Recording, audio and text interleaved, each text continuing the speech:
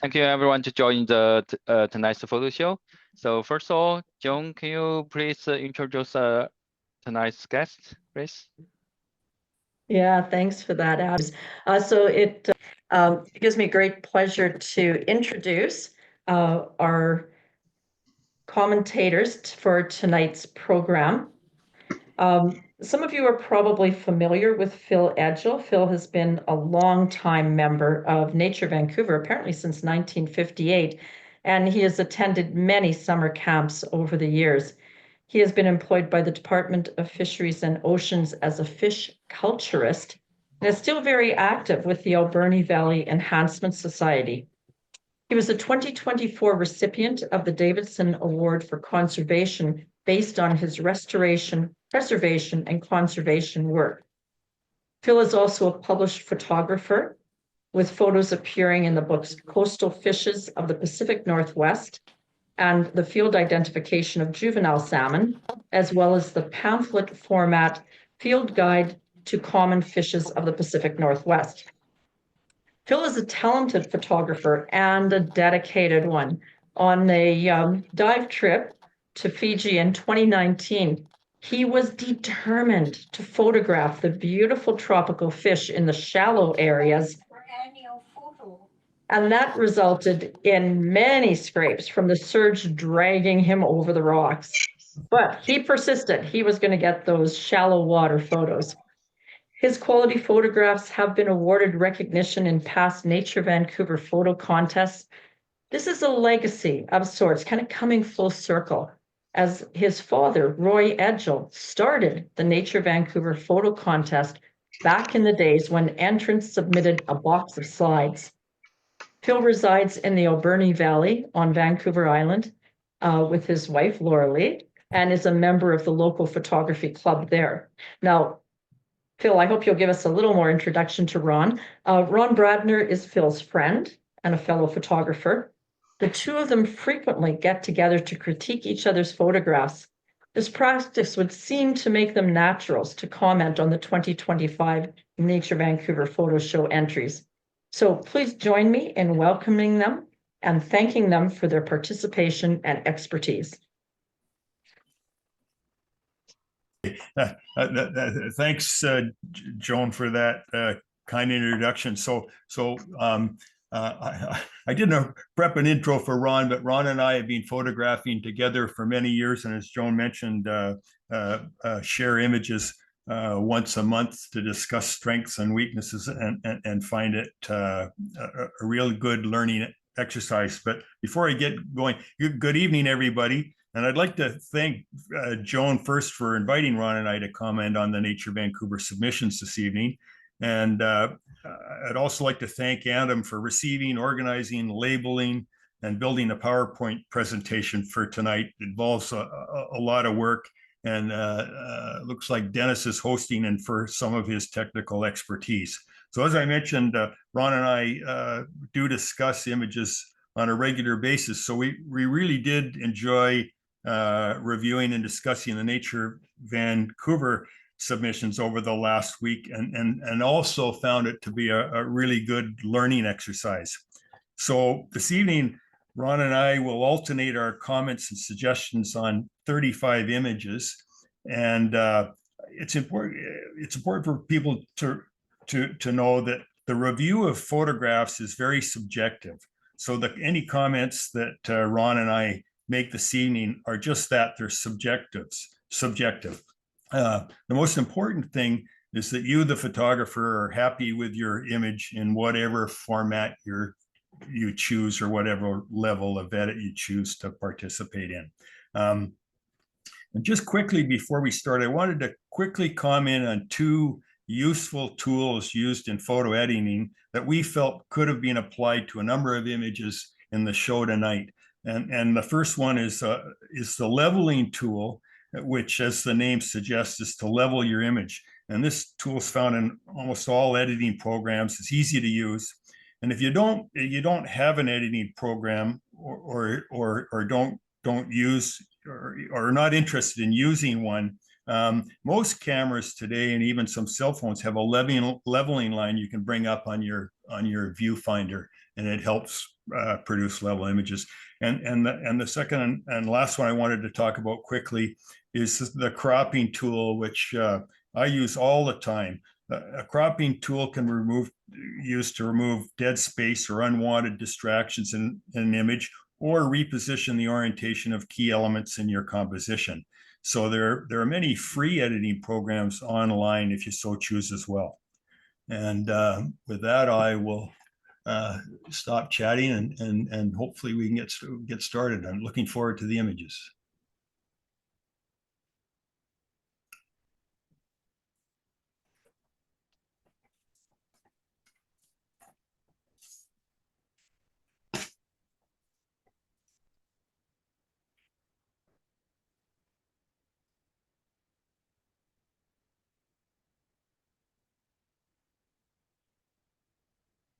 Hi, this is Ron Bradner here. This is the first image that I'll be commenting on. Unfortunately, we couldn't get to all of them because of time constraints, and it's unfortunate because there are so many great images in here. And I'm pleased that we're starting out certainly with one that I consider to be a classic, iconic nature image. I mean, to me, the subject of this image is not the lake, it's not the mountains. What it is to me is nature as a healer. This is a place that we go to relax, we go to regenerate ourselves, we go to unwind, we go to appreciate. I notice in this image here, for example, there's no hand of man that I can see. Often they get to a lovely lake and there'll be a logging scar or something up in here. But the author of this image has found a spot where we can not only see it, but image is multi-sense. All our senses are engaged in this. I can hear the birds. I can smell it, and I certainly can feel it. So this is the kind of image that I believe Edward Weston said that, to make a good image, it has to be more than what it is. To make an image that looks like a rock, he said, appears to be a rock, but is more than a rock. This is more than a lake to me. And I applaud the author for doing that. Leading lines at the bottom, all these little twigs that some people may think are distractions, to me are lines that keep my eye from flowing off the image. And it's just a piece of tranquility and harmony and peace. The only quibble I have with this, Phil mentioned cropping. On the right hand side, I noticed a little bit of shadowing and darkness that I might crop out. And then to balance the image a little bit, I might take a little bit off the left, but that's a minor quibble. This is a great nature shot, and I thank the author for that.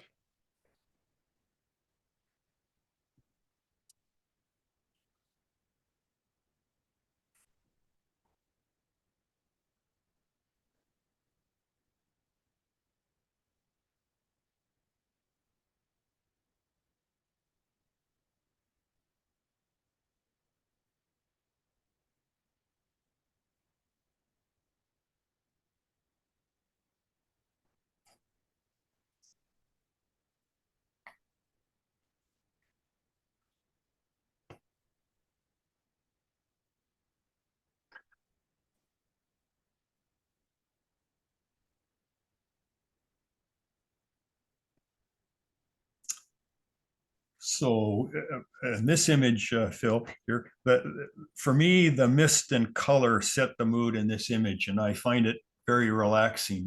And Ron talked about smells earlier. I can almost hear the relaxing water there. And what sets this, for me, what sets this image apart from other waterfall images is the colorful rainbow. And I like the vertical orientation of the rainbow, paralleling the flow of water. The other thing is the pine tree in the upper right and the fir tree in the lower left, in the form of triangles, give this a lovely balance to this image. And again, mentioning cropping earlier, the photographers used the cropping tool here to focus our attention on the key elements of the composition, the water and the rainbow and the lovely mist.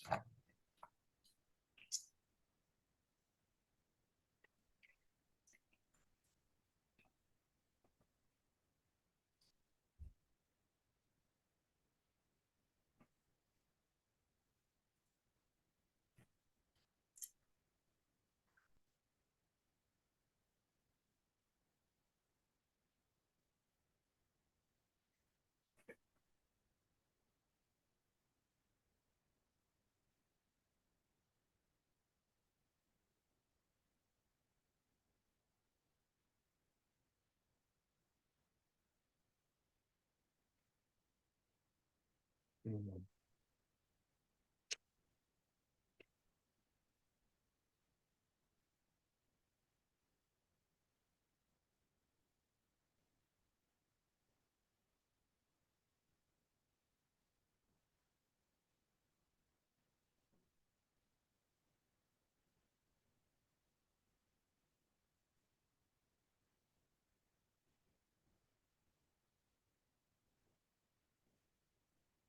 Yeah, when I first I saw this image, I was gobsmacked. I mean, to me, this is just a great image. I absolutely love it.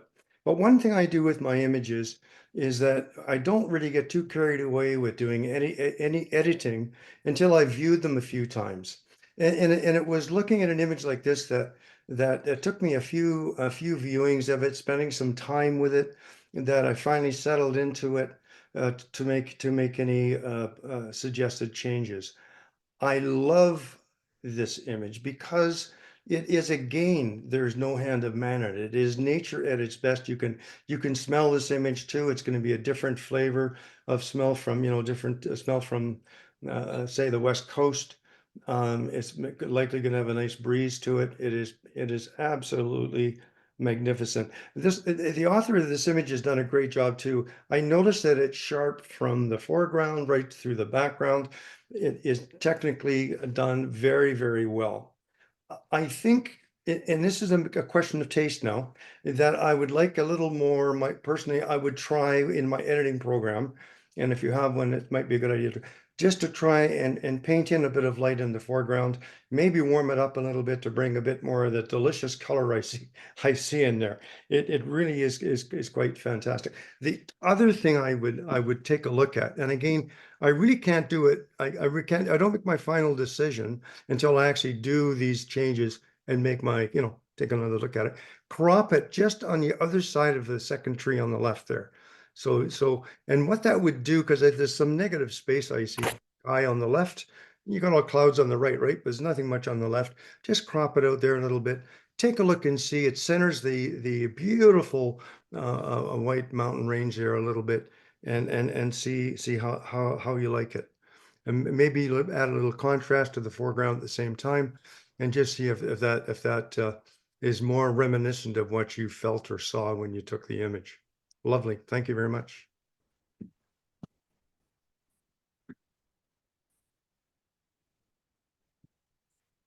Okay, so this image for me is a very dramatic image with the bright orange pyronimbus clouds grabbing our attention right away and pulling us in. The other thing is I like about this image is there's a really strong reflection that's enhanced by the calm, smooth surface of the lake.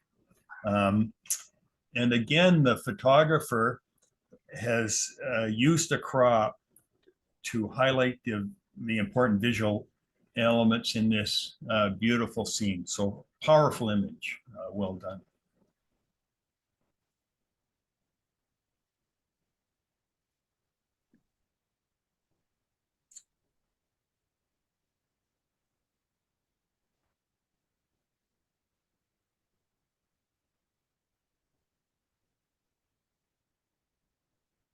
Yeah, here's another image of mine to comment on. This one to me was again another wow image, because I would die to get a photograph like this of the auroras. I have yet to have one. It is absolutely gorgeous. But the actual subject of this is it's a reminder that nature actually extends beyond our planet. And it's not just constrained to our physical sphere that we live on here. And how appreciative I am that we have these magnificent things to see. It is just grand. The author of this image has done a tremendous job of the exposure to capture not just the beautiful color and render it as well. I believe that these often do require some touching up in photo. But look at the stars. The stars are there too, which again reminds me of the galaxy out there as well. So this goes far beyond. Now, the only thing that I find a little distracting, of course, is the trees in the upper right. I understand that you can't always avoid these things, and I would suggest cropping them out. But in this case, no. I want myself. I want to see as much of that beautiful sky as I can. I love how the trees keep my eye back up into that beautiful wash of color. Yeah, just absolutely gorgeous. Thanks for that one.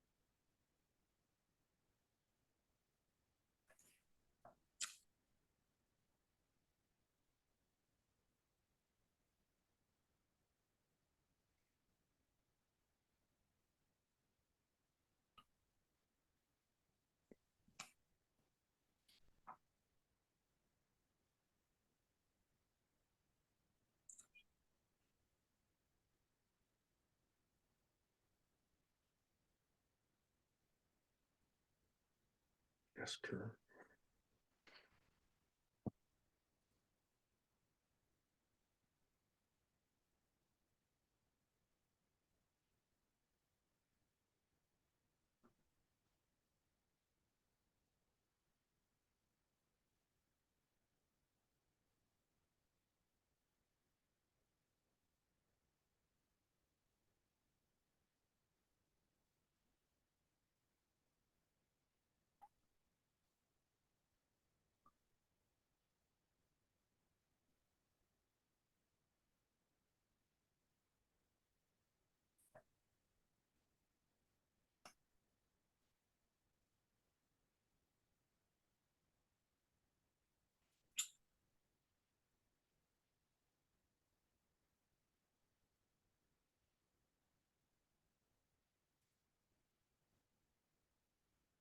Just a quick comment here, Adam. I thought the people in nature category was a great addition to the show, and certainly images in this category stimulated emotion in me.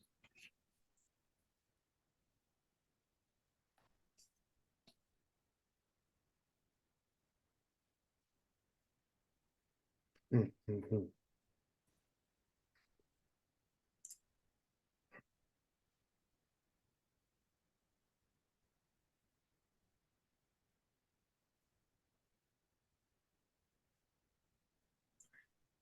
So, in this image, restoration can be physically demanding, but is really rewarding work. And the smiles on the faces of the three ladies in the foreground here say it all for me. Volunteers working hard, doing great work, and having fun at the same time. And in the background, the photographer captured the industry and urban development, giving us a sense of how important green space is. And it also, for the people who are familiar with Vancouver geography, gives us a sense of location. So this image tells a wonderful story for me. And again, when Ron and I talk about some, possible suggestions for changes, this is kind of minutia, but my suggestion here would be to crop just a small portion off the bottom of this image, just above the white flowers on the bottom, leaving the purple and white flowers anchoring the foreground. And what that did for me is it strengthened the foreground subjects for me. But great image, great story.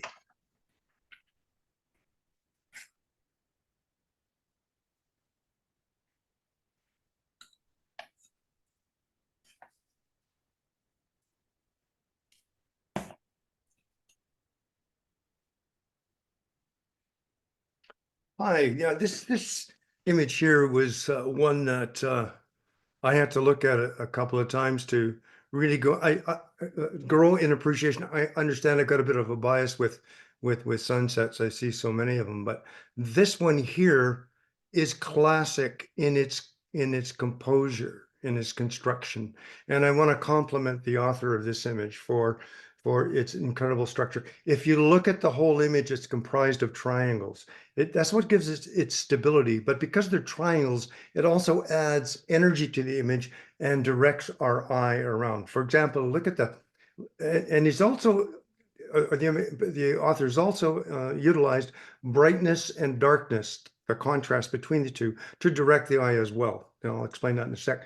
But if you look at that beautiful triangle of the sunset colors there, it's an arrow, right? But it's a triangle. Top is a triangle, bottom is a triangle. Along the middle, you've got this beautiful spit, dark spit that directs the eye from left to right, right? And at the very end of it, the triangle sort of ends, but there is a beacon, and the eye stops there. And rather than, the person left a little bit of room there for you to actually try and move off that onto something else. Even the railings on the front are a triangle. So just the structure of the image is very appealing. It's a contrast of stillness, stability, and motion. Then we throw in the incredible people, the image of the people here. And what's fascinated me after about my third look at this, I realized there was something special. I couldn't figure it out. And then, but you look at the two of them, the person on the left is straight up and down and static, but the person on the right, but on the left is turned sideways with a slight bend. And you can see that even with the hands there. And Vincent Versace, a photographer in New York, used to talk about the need to have gesture in images. So you have motion. Even you have a combination of static, and then you have a combination of this gesture or motion on the left. What are they talking about? What's going on here? Is a question. So you have nature, and you have people probably come down to look at this beautiful place, but there's a story here. I don't know what it is. I can make it up in my own mind. And by the way, it's really interesting. At the very end of the pier, you'll see there's a sign there as well. Sort of a balance. You got this sign, and it says extra charges apply, maximum 7-day stay. So they got 6 more days to stand there, and I guess I gotta go.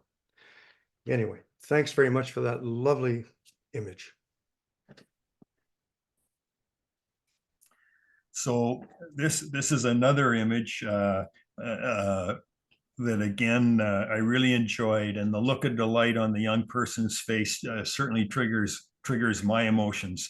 And I think it's so important that it's good to see young people outdoors enjoying nature, which is so important in today's digital world.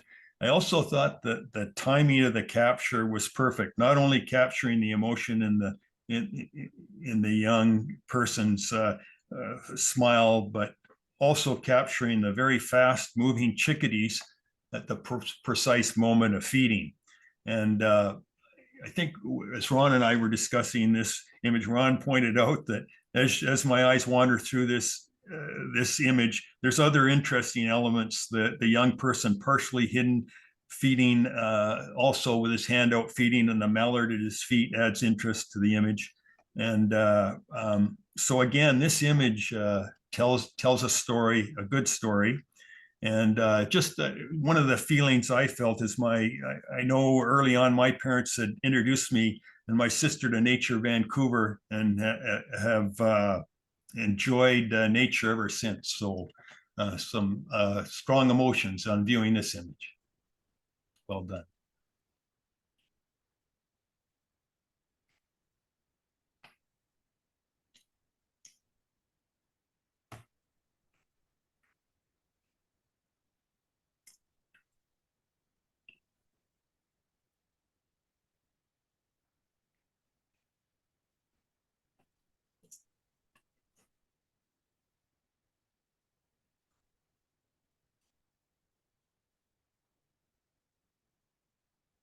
Hmm.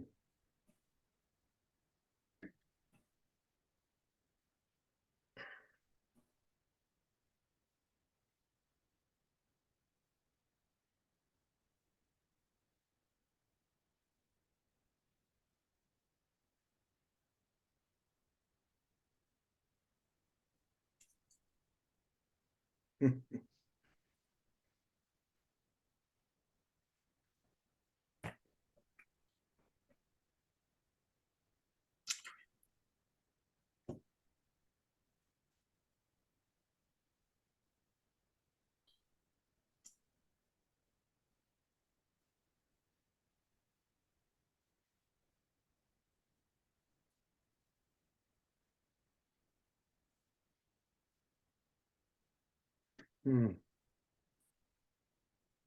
Hmm.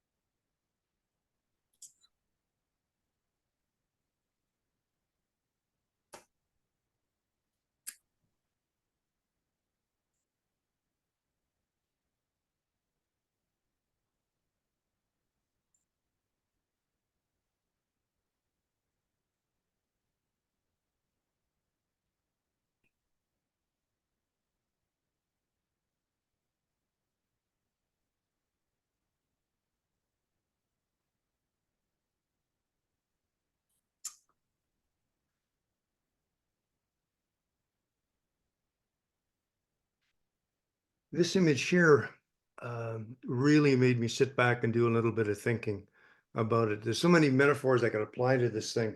When I looked at that eagle on this solid rock surface with the massive birds flying through around it, and it eagle is still.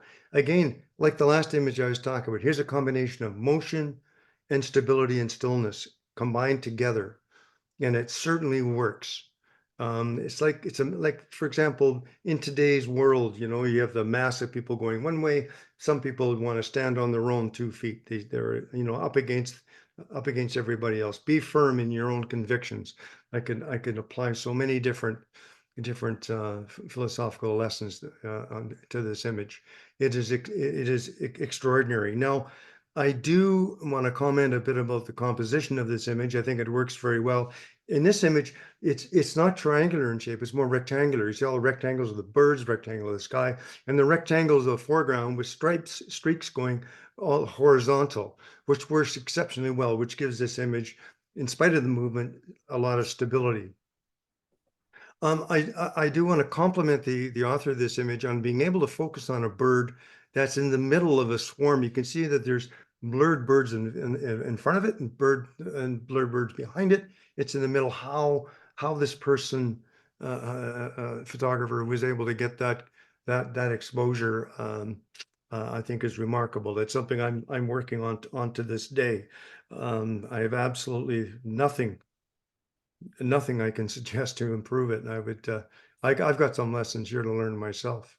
Well, by the way, before you move off, I love the idea that it's centered. I think that works. A lot of people say you got to leave more room for the eagle. In this case, no, I don't think so at all. I think that the notion of stability in the midst of motion is a very good message, and one that should be kept. Thank you.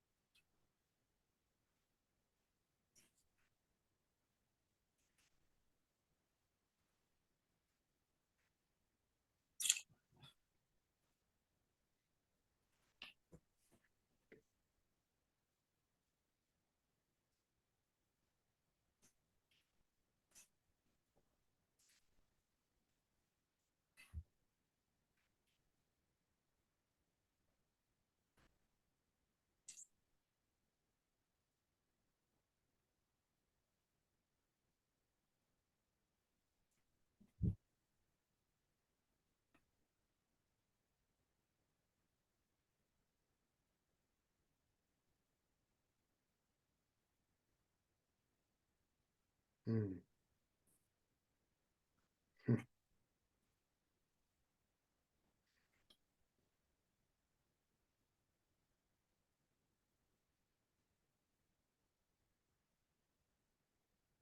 Mm.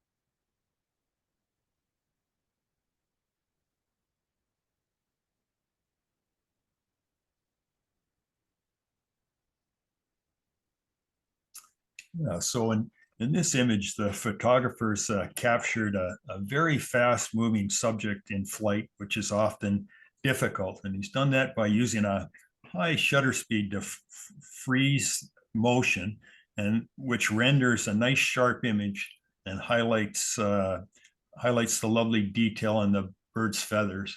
And I like the pose of the bird, showing the full body, the wings, the tail, and the feet coming out the back.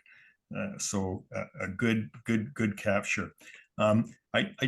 So I found myself wondering about the photographer's framing choices. Some photographers use the rule of thirds and will lead a moving subject like this. Having said that, I know that sometimes you just can't catch up to fast moving subjects in the frame, or there may be a distraction in front of the bird that the photographer does not want to include. But lovely shot of a difficult subject, fast moving subject in flight.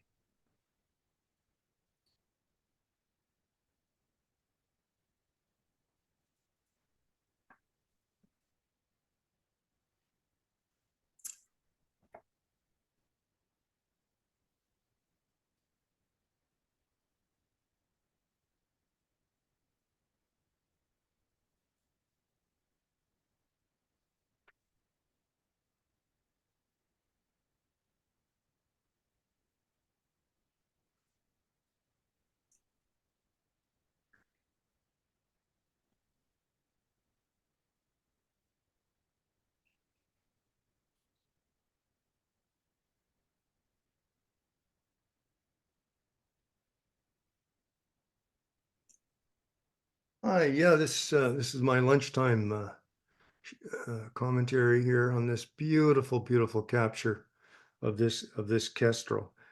I really admire the sharpness on this image. I love the soft background on this image. It really heightens the attention towards this beautiful bird. Everything's tack sharp, just where it should be. Absolutely stellar technically. I think if it was, I might play a little bit with cropping this one as a bit of negative space above it. This is just strictly personal stuff. It may not, but I want to compliment this image because some people wouldn't put it in something with a, like, a little bit of blood in it and whatnot. But to me, the whole message here is that it is nature's balance that is important here. And we are I am very much in debt to these birds of prey that do take care of so many of the rodents around. I just moved to Vernon here, and I see them flying around all over, all over the valleys and in the mountain, capturing these varmints, and they do a great job. One little niggly thing was, it's such a beautiful bird. I might consider popping a little more light on the beak area in the front, just because it's just so gorgeous. Anyway, thank you very much for this image. Okay, so the soft evening light in this image creates a lovely mood for me. And I also find some drama in this image with the eagle's eyes appearing to be locked on the photographer. It's quite the stare. And I also found that the reflection both in front of and behind the eagle help give the image a nice balance. And the sharply captured water dripping from the eagle's mouth also adds a lot of interest to this image. And I also thought there was very good control of the exposure on the whites of the eagle's head, which can be difficult to do. So lovely mood to this wonderful image of the eagle.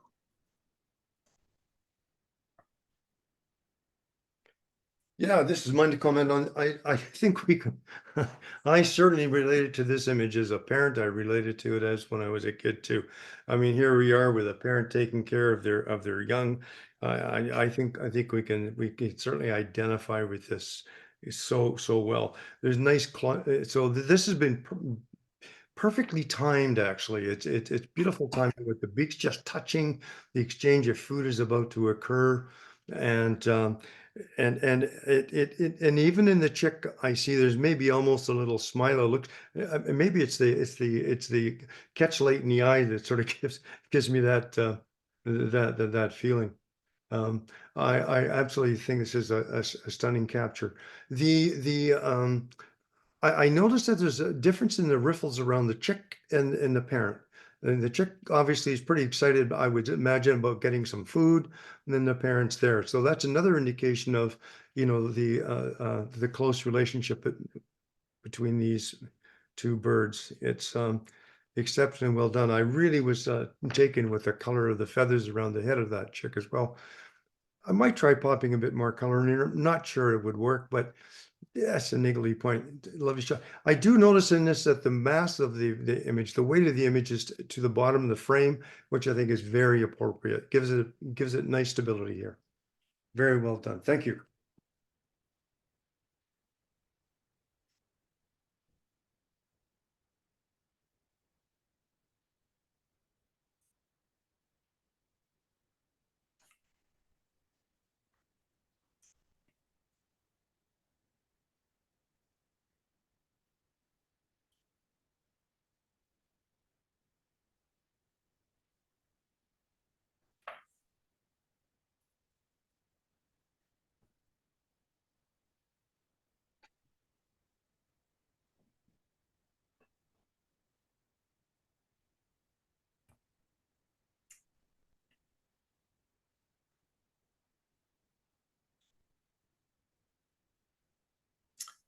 So in this image, if I could characterize this image in one word, it would be exciting.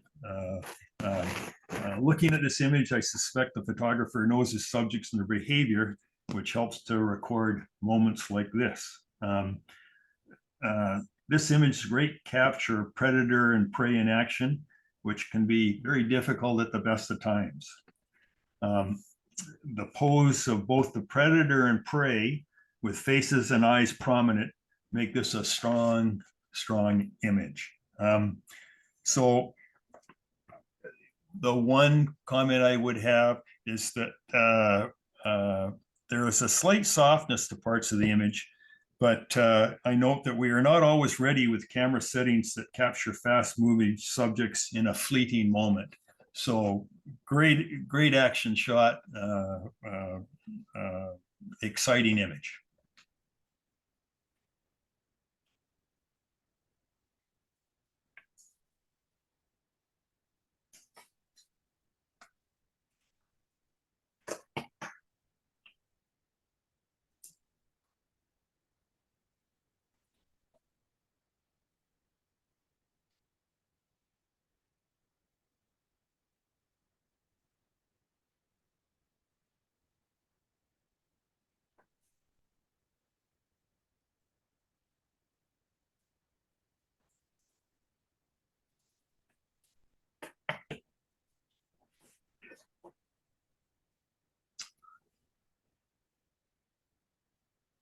Hi, I'm going to piggyback a little bit on what Phil just finished saying about being ready with your camera. This is an absolutely gorgeous image here, exceptionally well captured. And the point I'm going to make, along with Phil's line, is capturing this, the water vapor here coming off the spout of the whale is a moment in time. It's a single bit of time that you've got to capture right at peak action. This reminds me of Henry Bresson's famous image of the decisive moment. So my point is, this photographer obviously was ready.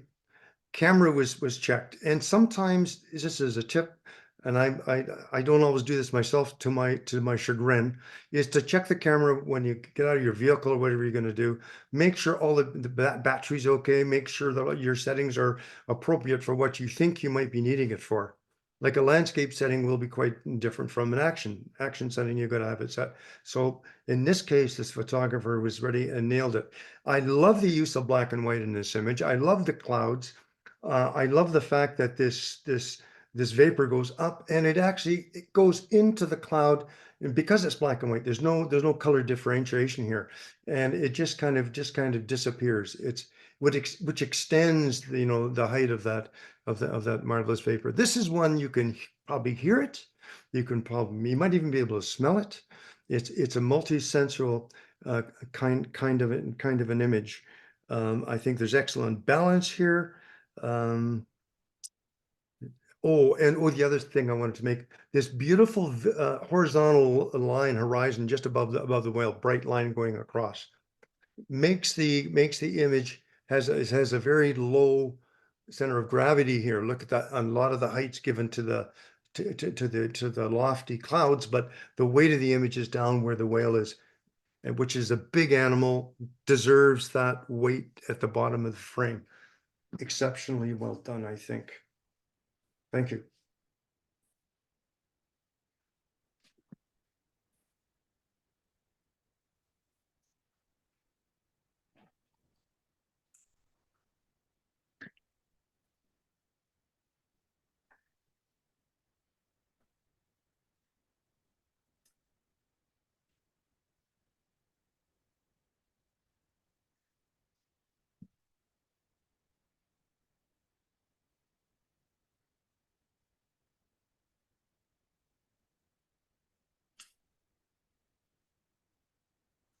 So my first reaction to this image is of one of interest. So it raises questions. What's going on here?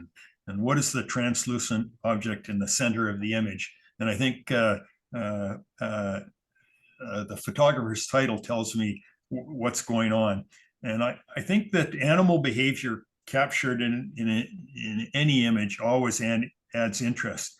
And in this case, the action was frozen in these not so fast moving slugs at a 60th of a second. So well done.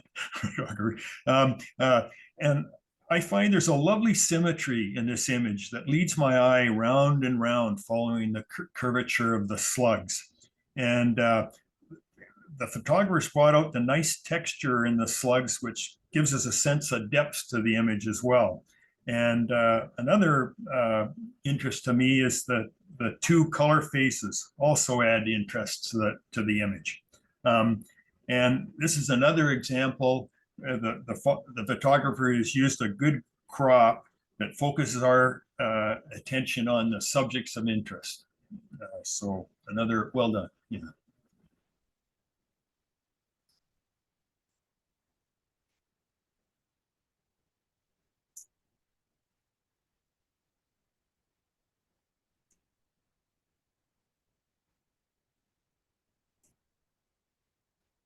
Yeah, hi. This image here was a very interesting one for me, because at first I simply didn't get it and didn't really get what's going on in here. So one thing I've learned over the years, and it is that if I don't get an image, I understand that the person who made this image has a point to make. Just because I don't get it in my first looking doesn't mean I should disregard that image and just move along.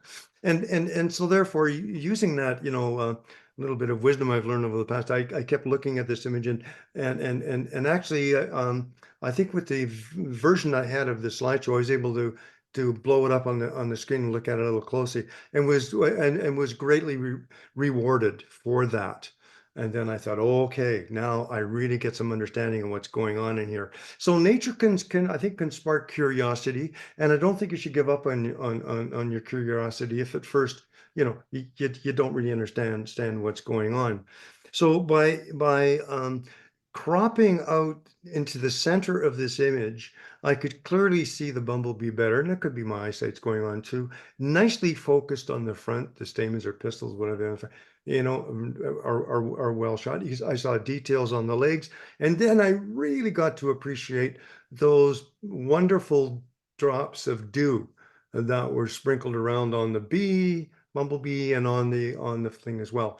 And I think it was nice having the body of the back one out of focus as well to complement that image. So I think it was very well done, but for me, it required a little bit of cropping, a square cropping on it for me to fully enjoy it, which I truly did.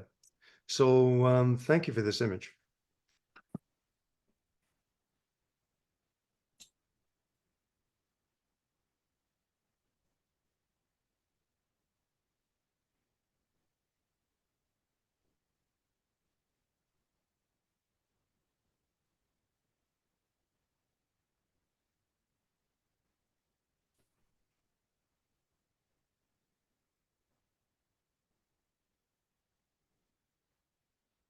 Jesus.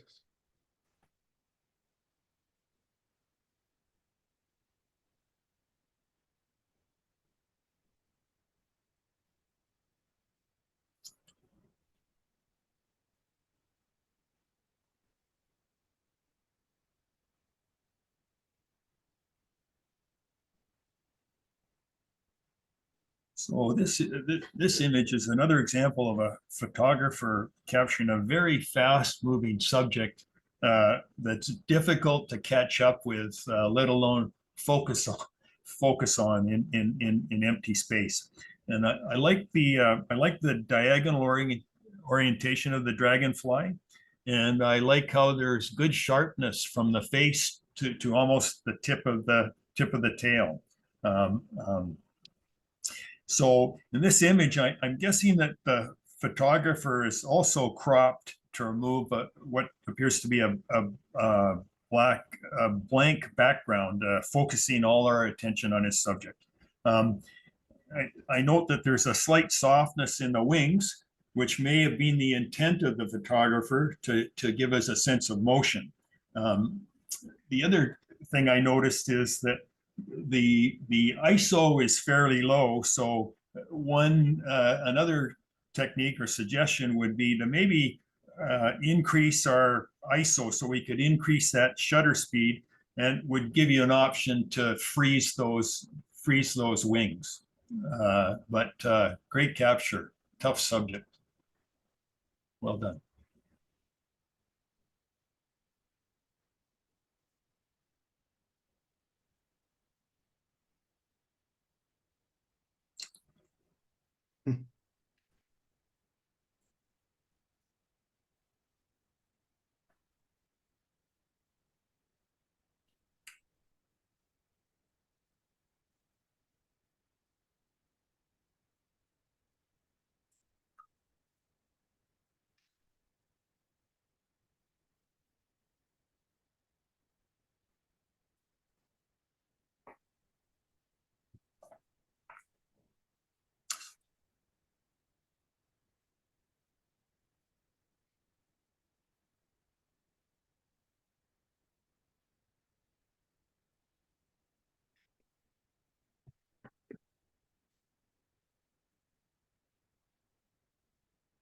Yeah, so here's an interesting shot where you have a wasp that's floating on some water, and it's shadowed down below. It's like the light and the dark of it, right? It's like almost yeah, a shadow of its former self. I mean, there's all kinds of things we could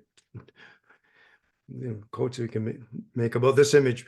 Anyway, the floating body and the shadow both reveal different things about the beast. Like this beautiful sparkles on the from the water on the tips of the feet, legs of the spider are very nice. And they reveal, and the colors are very well done. Exposure is very good on this. What I really like about this image, of course, is the shadow, which really simplifies the structure of the image, I think, a little bit. And look at how the legs, which are so delicate on the floating insect wasp, now are huge down below as the concave surface of the water, as the water's been compressed and reflects the light away, of course. I think that's just crazy neat. And the other thing I noticed on the shadow is that it revealed, for me anyway, it revealed the head and the antenna just a little bit better. I'm not sure why, probably because of the contrast of the black antenna on the shadow against the gray bottom of the pond that it's in. The little sparkle in the abdomen and the shadow is great. It's a very interesting image here where nature is showing us the same insect, two different versions from nature, and a delight to look at. Thanks for that.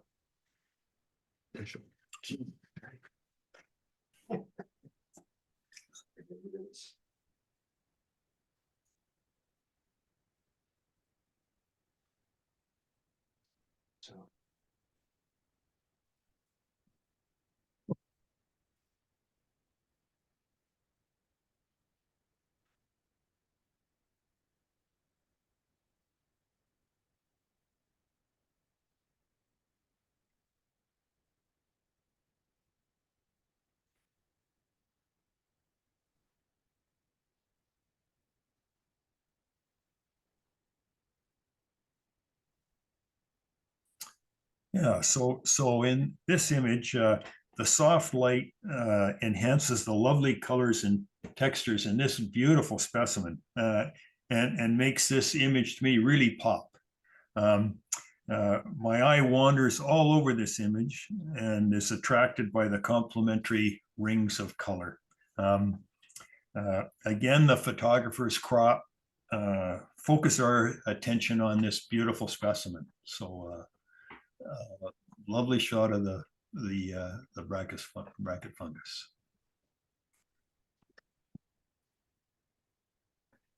Mm.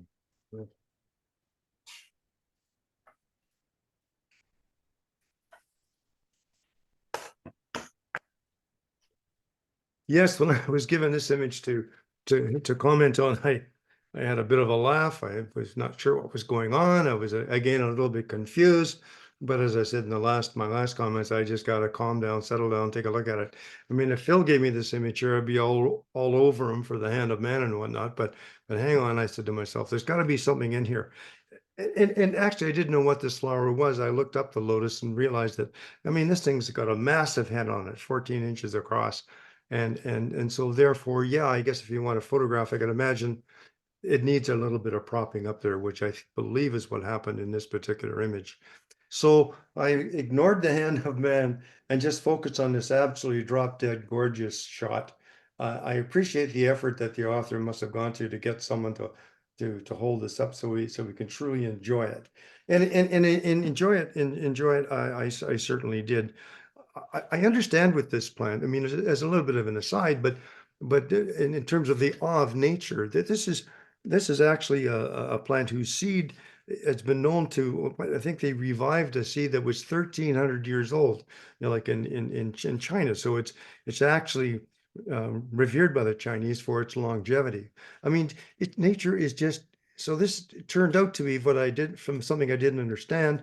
So I'm looking at something now that I truly admire, and I want to thank the author for this image, for educating me.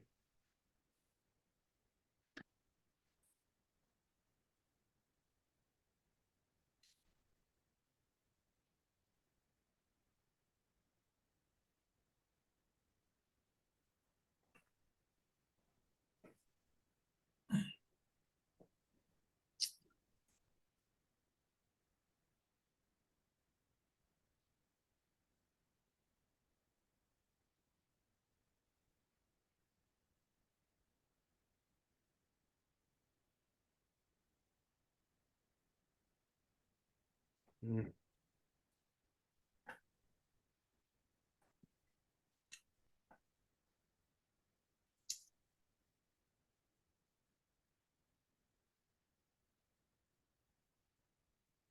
Yeah, this is another just another lovely image that I greatly admired because I've photographed these for a number of years. Phil and I go out to like in the Alberni there and find them, but it's often difficult to find a patch as nice as this one in terms of it being a fairly condensed field of mushrooms and basically the same focal plane to photograph. And there's also a lovely combination here of the young ones, of the new ones coming up, and the old and the mature ones as well. It's been beautifully photographed. I absolutely adore the sharp foreground in this image, combined with the out of focus background. It really makes this image stand out. Something we could learn from for sure. It's sharp where it has to be. The mushrooms are all great. The only thing I might consider, and again, because I love fiddling around with my editing program, is perhaps maybe warming the light up in the foreground, painting like taking the brush and like a brush and just brushing in maybe a bit of light. I don't know. It's a very personal thing, but this is a lovely composition. It's on a bit of a slant. Some might get a little say, well, it should be, it's not straight. Yeah, certainly it is. I mean, they're often on hillsides.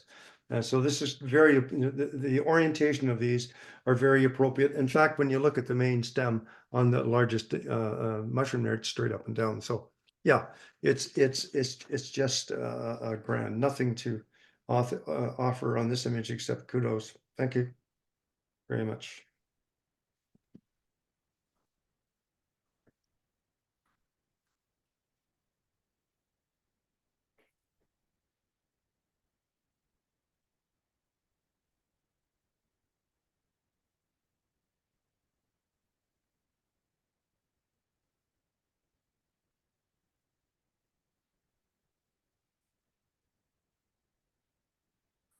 Yeah, so this is an image that stimulated a lot of interest on my end. So painters are able to control the organization and spatial distribution of elements in their paintings, which is not always the case with photography. And here the photographer's taken full control over the composition.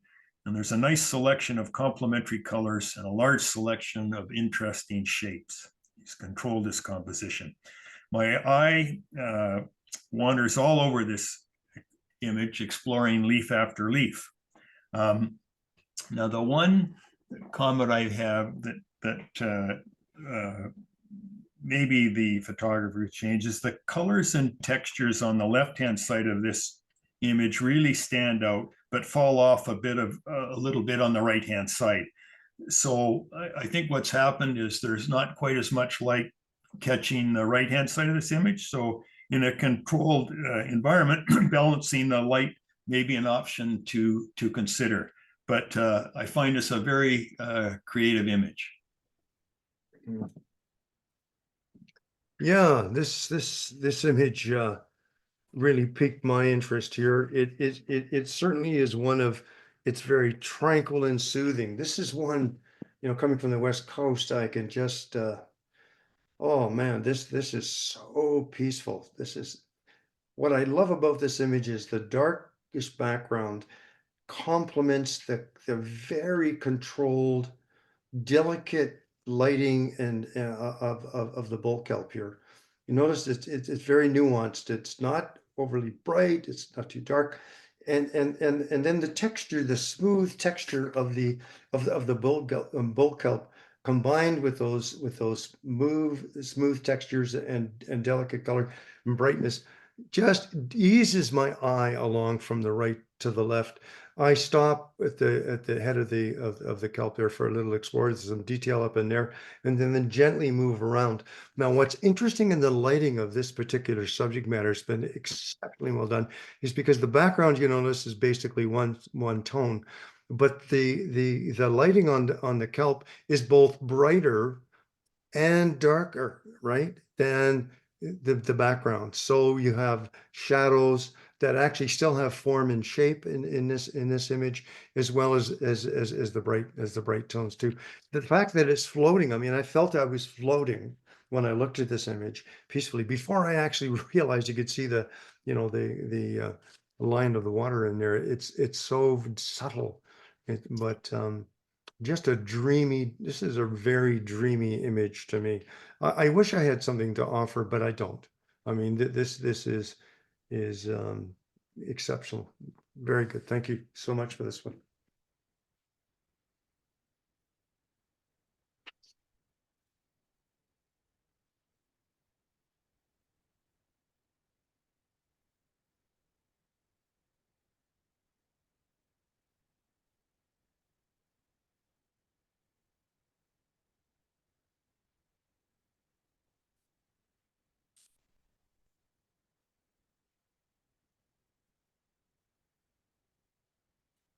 Yeah, so this is an image that I could talk about all evening. A wonderful image. My first impression of this image is a lovely sense of calm. You have a still, quiet ocean. There's a soft, even light bathing this picture that brings out the beautiful pastels. The ripples on the water complement those undulating kelp fronds, and structurally there's a strong diagonal orientation of the kelp. There's a group of 3 bull kelp with the flotation bulbs forming a triangle. Both upper and lower portions of the water form strong triangles, and my eye just wanders up and down those kelp fronds continuously. Again, an image I could look at for a long time. The only suggestion I have, and Ron and I would describe it as minutia, was there's a little very minor detail. There's a little kelp bulb bottom left corner, and you might consider the option to remove that. But I see the reason there, that the kelp, the 3 bull kelps, are being framed very nicely. Great composition. Thanks.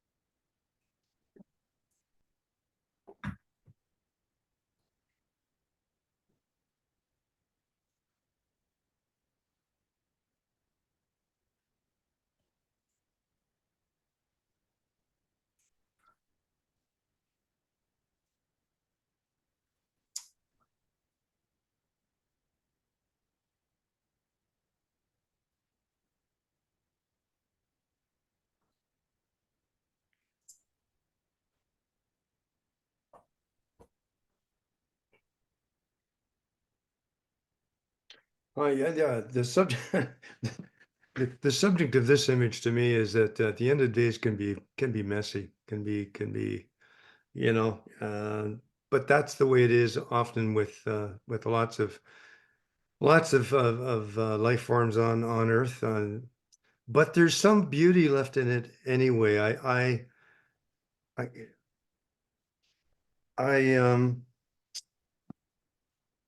Yeah, I think the author's done a great job of taking on something that a lot of people wouldn't bother to say. It's icky and yicky, but you know what? It's the way nature is, and there is some beauty in that too. It's imagine if nothing died. I mean, the planet would be eaten up. So that's the way it goes.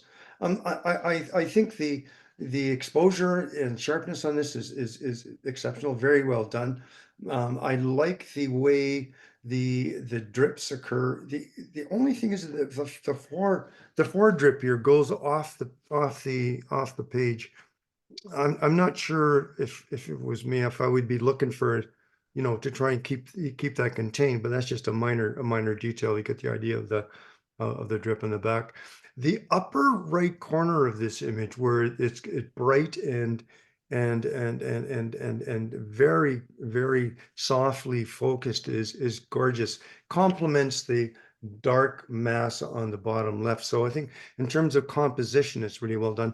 I also noticed the author of this image has had the foresight to make sure that that mushroom is at the top of the frame of the image to allow this dripping to come down, to accentuate that.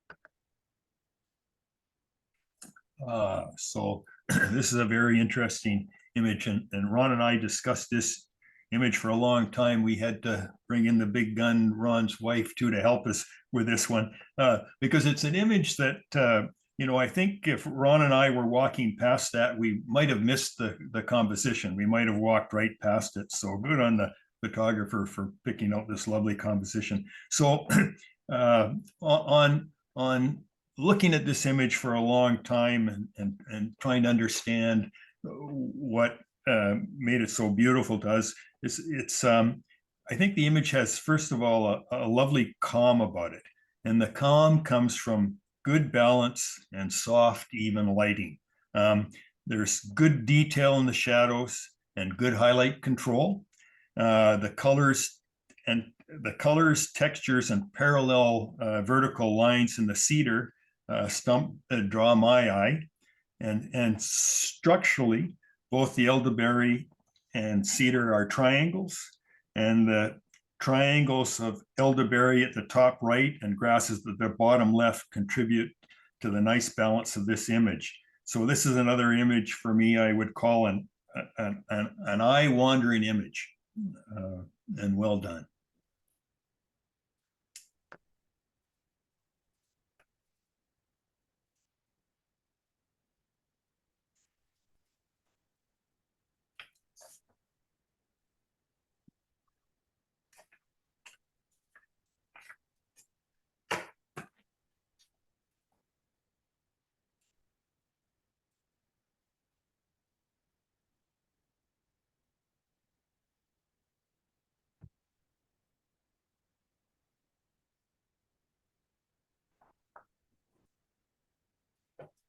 Yeah, this is this is a very interesting image too. I mean, I'm finding so many of the images here just really making me think a lot. This one in particular was one about, to me, this is how nature can also be beautiful, but yeah, you know, can be a little bit cautious at the same time. Is this a storm that's brewing?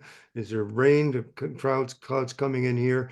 You know, so yeah, it's all gorgeous, but maybe you better make sure you got a raincoat. Look at the dark sea in the very bottom of the image here, the base.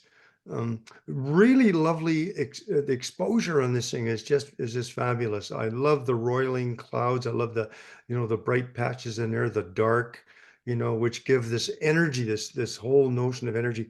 And even and you notice in this particular image, a great deal of space has been devoted to the clouds, which I think is very, very appropriate, with a very small horizon, very narrow horizon at the bottom. Absolutely appropriate. I love the combination, the difference in the tone between the sky and the bottom and the cloud, which is somewhat a cool color, and then you got this warm color down below, which is a beautiful and lovely contrast. So this whole thing is a series of contrasts between tones. You got the light, you got the darks, you've got warm, you've got you know, the cool colors, and this beautiful dark image to act as a base at the bottom, which it truly does. Yeah, just a stunning image. The only quibble I had with this image is at the bottom, the lamp standard there. I don't know if I'd about that. I think it's a bit of a distraction. Maybe the plant on the right that's just kind of half poking up a bit. I'm gonna play around with that a little bit.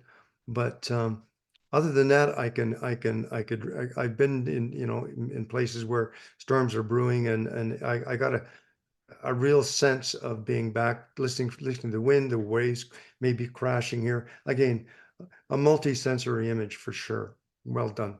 Thank you. So this one. So this is a lovely capture of a tender moment, and there's a sense of calm to this image as well. And here, the mother's prominent eye draws us right into this image, and the focal point to me in the image with the youngster nose in the ear of the mother.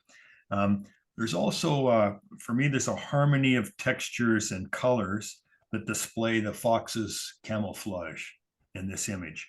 I found it to be a creative title, and I think this image is just all done well round. Great subject, great structure, great composition, well done.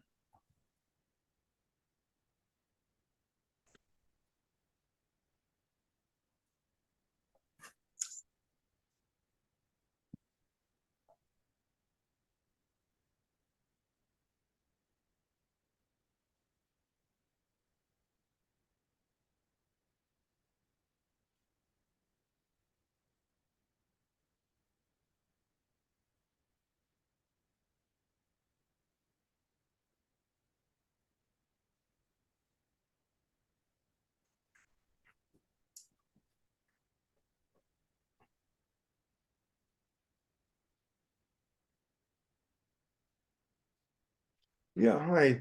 This image, I believe, is in PEI, I think, and it's a drop dead gorgeous image. It's one of those that just draws you right into it right away.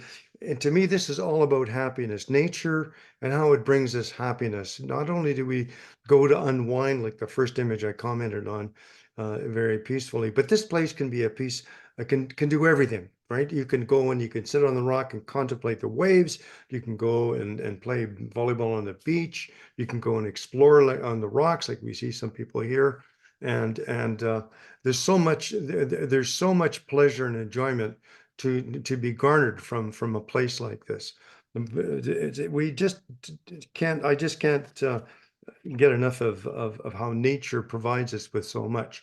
Now, I want to compliment the author again on the composition here. It's very structured composition. Notice it's split almost in threes here. You got the red rock area, right opposite that. You've got the ocean area, two things going on. Then you got the beautiful sky that spans the whole lot, kind of tying everything, the foreground together. A little more weight has been given to the clouds, which is appropriate because they're light and fluffy. And each of these things will provide different respite for people. There are people in the water, people on the rocks, and I can imagine even someone having a snooze or just looking up at the clouds on the beach. Tack sharp from foreground to background, that it has to be so sharp that you can actually, in this image, I say tack because I could even point out there's a little dog out there on the, like it looks like a red setter of some kind, right? You can see it looking at it, looking out towards probably its owner in the water. So there's so much for the eye to explore. The leading lines go from the bottom, and it curls around along the spit. So my eye is constantly moving back around through the water, looking at people. This is another one that could, every time I look at it, I see something new. So yeah, exceptionally well done. Thank you for this image. Okay, so another nice image that the clownfish can be very difficult to photograph as they are fast. They dart in and out of the anemone and are often obscured by anemone tentacles. So I suspect the photographer in this case has shown patience here, waiting for the right opportunity, with the clownfish facing, both eyes prominent, and all of the fish exposed. And the beautiful colors in this image make it pop.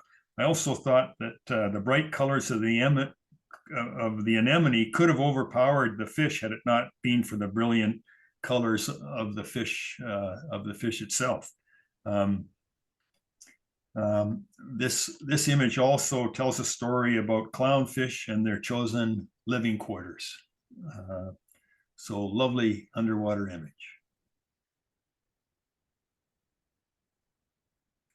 Yeah, another one when I first looked at this image, because I'm not familiar with this bird, I had a bit of a laugh, it's only a face a mama could love kind of a thing, right? But by goodness gracious, when I started, I actually looked these birds up because I know nothing about them. They're marvelous creatures, and I absolutely adored my research on them. So the first thing I want to point out about this, it's a difficult image technically to photograph because they've got very, very fine feathers and they're bright, bright white. Very difficult to get detail in those. Ideally that would be great, but I know it's not very easy. The overall exposure on this image is fine. And I think that the highlight for me is of course are the heads and the bills of these gorgeous and actually, when you look at them, really interesting creatures. I think the image has been nicely centered. At first I thought maybe I would crop just to have the head, but another very important part besides the heads of these is the massive foot. It tells a story here. Like, these are very different birds. Now the foot is a little out of focus. And I first thought, well, we'll crop that out because it's out of focus. But no, I changed my mind after viewing this a couple of times, and I settled down a bit. And I think that's a very important thing, even though it's out of focus and not quite complete. It's been clipped a little bit, but still, look at the size of those things. Tells me something about the bird. So the only thing I would suggest to the author of this image, and I thank them very much for making it, because it's certainly been educational for me, is that little stick at the top there, a little quibble. My eye tends to go up to that darn thing. If you have an editing program where you can, take stuff out, I would certainly suggest that. Otherwise, no, it's a thank you very much. It's been a treat. Okay. So in this lovely image, the photographer is mentioned in his description that the low light brings out the warm colors, which it does. I also think the low light has accentuated shape and texture in this image. So it's a wonderful image for color, shapes, and textures. And I love the fact the photographer's left his shadow in the lower left corner, because it gives us an idea of size here and provides a depth and balance to this lovely image. I noticed the other thing the photographer has done is he limited the amount of blank blue sky showing in the image. So I think it's a well thought out composition and a great result. Mm.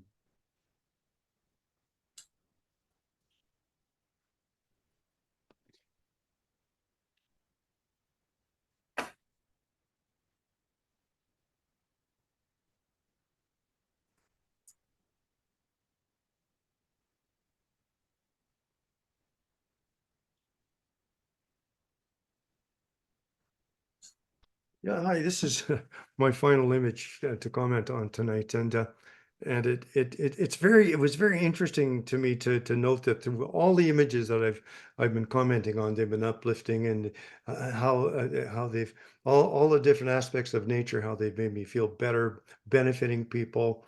And then so how good nature's been to us, and then I see how we are being to nature.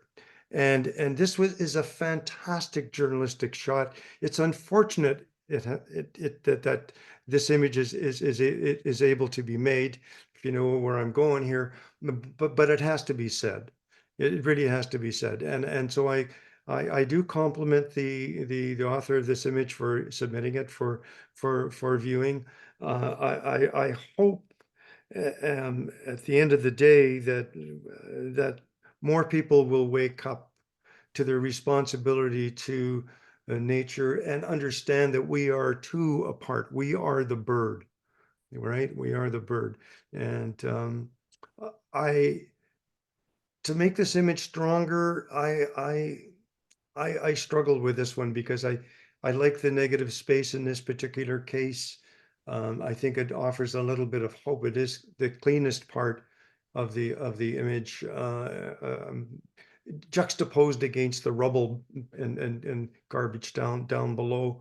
Maybe that's a hopeful part for me. So so again, thank you very much, and thanks for all of you for submitting your images.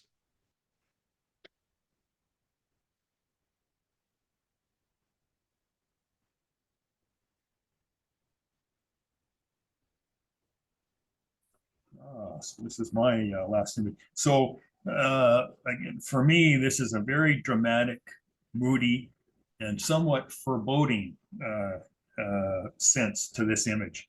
You know, I sense a storm coming.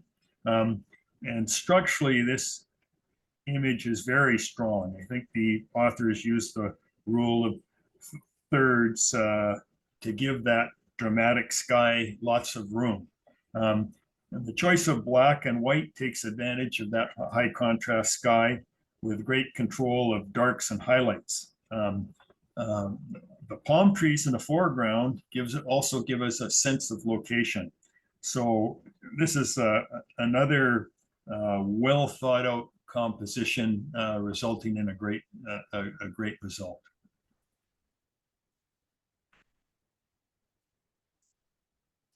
Yeah.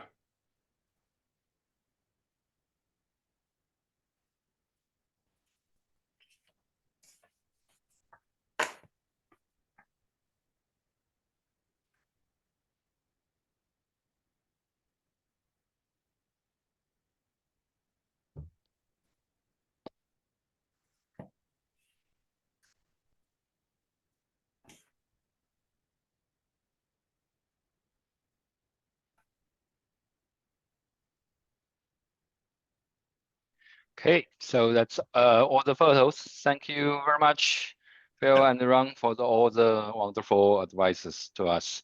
Also, thank you all the participants, all the great photos here.